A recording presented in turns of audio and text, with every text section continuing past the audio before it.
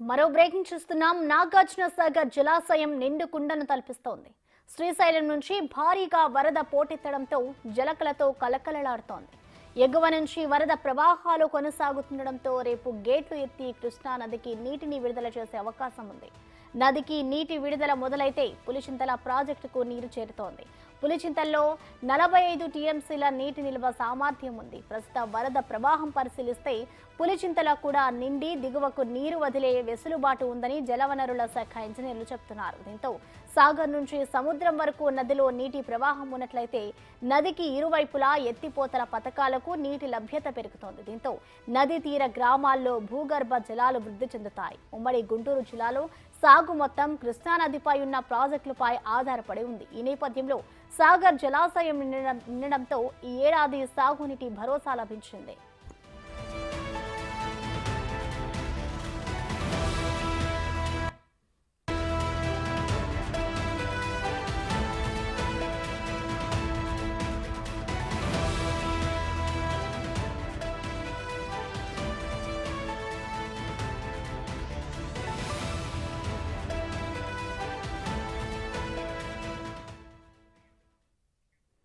ఇదే అంశానికి సంబంధించిన మరింత సమాచారాన్ని మా ప్రతినిధి పుల్లారావు నాగార్జున సాగర్ నుంచి అందిస్తారు.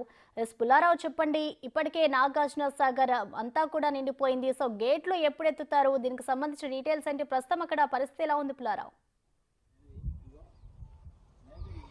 ప్రసన్న ఎగువ ప్రాంతాల్లో కురిసినటువంటి భారీ వర్షాల వల్ల కృష్ణా బేసిన్లో ఉన్నటువంటి ప్రాజెక్టులన్నీ కూడా జలకలను సంతరించుకున్న పరిస్థితి నెలకొన్నది. శ్రీశైలం ప్రాజెక్టు నుంచి భారీగా వరద నీరు నాగార్జున సాగర్ జలాశయానికి చేరుకునడంతో నాగార్జున సాగర్ జలాశయం అనేది నిండుకుండల తయారు కావాలని పరిస్థితి ఉందని చెప్పొచ్చు. దాదాపు శ్రీశైలం జలాశయం నుండి 5,23,000 క్యూసెక్ల నీరు అనేది వచ్చి చేరుతూ ఉన్నటువంటి పరిస్థితి మనకు కనబడుతూ ఉండడం జరిగింది. 5,23,000 క్యూసెక్ల నీరు భారీగా వచ్చి చేరుతుండడంతో సాగర్ జలాశయంకు గంటకు కూడా నీటి మీద మట్టం అనేది పెరుగుతున్న పరిస్థితి ఉంది. దాదాపు 590 అడుగుల నీటి మట్టానికి గాను ప్రజెంట్గా సాగర్ జలాశయంలో 572 అడుగుల నీటి మట్టానికి నీరు అనేది చేరుకోవడం జరిగింది. అదేవిధంగా సాగర్ ప్రాజెక్టుకు సంబంధించేసి నీటి నిల్వ సామర్థ్యము 312 టీఎంసీలు ఉండగా ప్రజెంట్గా మాత్రము 270 టీఎంసీల వరకు కూడా ఈ యొక్క నీరు అనేది చేరుకున్నది. మరొక 50 టీఎంసీలు చేరుకున్నట్లయితే సాగర్ పూర్తి స్థాయిలో నిండేసి ఒక జలకలను సంతరించుకునే అవకాశం అయితే స్పష్టంగా కనబడుతుంది. సో ఎగువ ప్రాంతం నుండి ఈ యొక్క వరద ప్రవాహం అనేది కంటిన్యూగా అయ్యే అవకాశం ఉంది. కాబట్టి రేపు అంటే సోమవారం రోజు ఖచ్చితంగా గేట్లు ఎత్తాలని చెప్పేసి కూడా అధికారులు భావిస్తున్న పరిస్థితి అయితే ఉండడం జరిగింది. అందుకు సంబంధించేసి డ్యామ్కు సంబంధించినటువంటి సేఫ్టీ ఏది మొత్తం అన్ని విషయాలు కూడా సంబంధిత సిబ్బందికి కూడా ఆదేశాలు జారీ చేసిన పరిస్థితి అయితే ఉంది.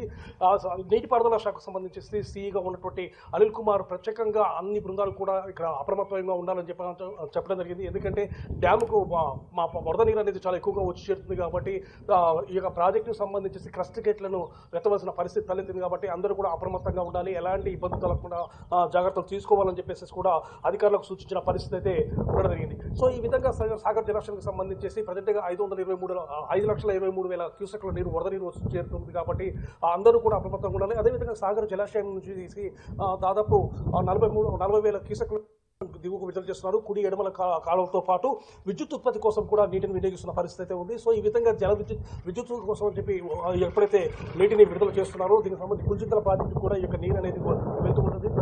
పులిచింతల ప్రాజెక్టుకు సంబంధించి కూడా 45 టీఎంసీలు ఉండగా ప్రజెంట్గా మాత్రం 3.8 టీఎంసీల నీరు అనేది ఉన్న పరిస్థితి ఉంది. సో ఈ విధంగా సాగర్ గేట్ తర్వాత తప్పనిసరిగా పులిచింతల ప్రాజెక్టు కూడా భారీగా వరద నీరు చేరుకునే అవకాశం ఉంది. అక్కడ కూడా పులిచింతల నుంచి కూడా విద్యుత్ ఉత్పత్తి జరిగేది. ఆ తర్వాత అక్కడ దిగువగా ఉన్నటువంటి ప్రకాశం బ్యారేజ్కి ఈ కృష్ణా నది నీరు అనేది అంటే నీరు మొత్తం కూడా చేరుకునే అవకాశం ఉంది. సో ఈ విధంగా చూసినట్లయితే మొత్తం కృష్ణా బేసిన్లో ఉన్నటువంటి అన్ని ప్రాజెక్టులు కూడా జలకలు పుచ్చుకున్నాయి. ముఖ్యంగా ఎగువ ప్రాంతంలో ఉన్నటువంటి వర్షాలు అనేవి కురుస్తూ ఉండటం వల్ల మాత్రం ఈ వరద నీరు అనేది ఇంకా పెరుగుతూ ఉన్న పరిస్థితి అయితే ఉంది.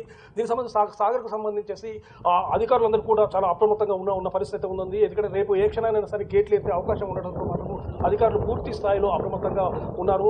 అదేవిధంగా డ్యామ్కు సంబంధించేసి దాని సామర్థ్యం ఉంది. అది ఏ విధంగా ఉంది అంటే క్రస్ట్ గేట్లకు సంబంధించి ఏమైనా ఇబ్బందులు తలెత్తే అవకాశం ఉందని చెప్పేసి ముందుగానే అధికారులు దీనిపై క్షుణ్ణంగా పరిశీలించి అందరినీ కూడా అప్రమత్తంగా ఉంచిన పరిస్థితి ఉంది. ముఖ్యంగా డ్యామ్కు సంబంధించి సేఫ్టీ విభాగం మొత్తం కూడా ప్రజెంట్గా ఆంధ్ర ప్రాంతంలో ఉన్న పరిస్థితి నెలకొంది. దానికి సంబంధించేసి ఇరిగేషన్ చీఫ్ ఇంజనీర్గా ఉన్నటువంటి అనిల్ కుమార్ కూడా ఇతర అధికారులతో చెప్పేసేసి ఆ యొక్క అక్కడికి వెళ్లే విధంగా కూడా దానికి సంబంధించి సూచనలు చేసే విధంగా కూడా ప్రయత్నాలు అయితే ముమ్మరంగా చేస్తున్న పరిస్థితి ఉండడం జరిగింది.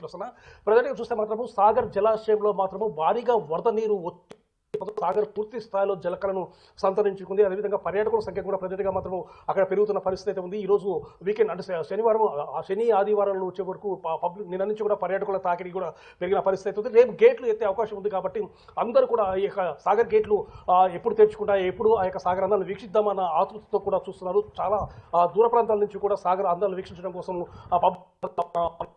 చేరుకున్న పరిస్థితి అయితే ప్రజెంట్గా నెలవేదని చెప్పవచ్చు. సో ఈ విధంగా సాగర్ జలాశయానికి అంటే 2 సంవత్సరాల తర్వాత సాగర్ పూర్తి స్థాయిలో నుండి జలకలను సంతరించుకోవడం మాత్రము అందరినీ కూడా అంటే అన్నదాతలతో పాటు కూడా హర్షం వ్యక్తం చేసిన పరిస్థితి. దీనివల్ల మాత్రము సాగునీటి కష్టాలు తీరున్నాయి. అదేవిధంగా త్రాగునీటి ఇబ్బందులు అనేవి మా దరిదాపుల్లో రావు అనే భావనకు ప్రజలు రావడం. ఎందుకంటే గతంలో ఒక 15 రోజుల క్రితం కూడా సాగర్ అనేది పూర్తి స్థాయిలో డెడ్ స్టోరేజ్కి చేరుకున్న పరిస్థితి అయితే ఉందని చెప్పవచ్చు.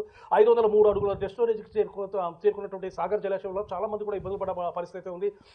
త్వరలో తాగునీటి కష్టాలు కూడా వస్తాయి, మా ఇబ్బందులు అని చెప్పేసి అందరూ కూడా ఒక రకమైనటువంటి భయాందోళనకు గురైన పరిస్థితుల్లో ఒకేసారిగా ఎగువ ప్రాంతాల్లో వర్షాలు కురటము, అదేవిధంగా కృష్ణా బేసిన్లో ఉన్నటువంటి అన్ని ప్రాజెక్టులు కూడా పూర్తి స్థాయిలో నిండి జలకలను సంతరించుకోవడము, అదేవిధంగా ఆధునిక దేవాలయంగా కీర్తింపబడుతున్నటువంటి నాగార్జున సాగర్ ప్రాజెక్టు కూడా పూర్తి స్థాయిలో నీళ్లు నిండడంతో మాత్రము అన్నదాతలు అందరూ కూడా అసలు వ్యక్తం చేసిన పరిస్థితి. వాళ్ళ యొక్క పంటల కోసం కూడా అన్ని భూములను కూడా సిద్ధం చేసుకున్నారు. ఇక మాకు పంటలకు డోకా ఉండదు, అదేవిధంగా మా జీవితాలు చాలా బాగుపడతాయని చెప్పేసి కూడా అన్నదాతలు మొత్తం హర్షం వ్యక్తం చేసిన పరిస్థితి అయితే ఉంది. Thank you Pullarao.